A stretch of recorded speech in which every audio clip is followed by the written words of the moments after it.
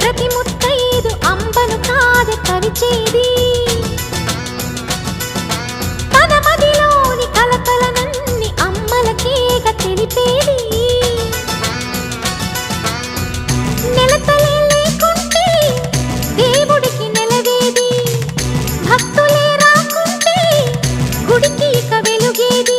దయతోటి కుంకుమ పూలు అక్షింతలు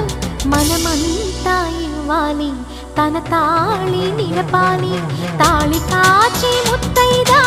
ఎల్లమ్మ ఎల్లమ్మ పోదామా ఎల్లమ్మ ఉసురు కాచే ముత్తైదా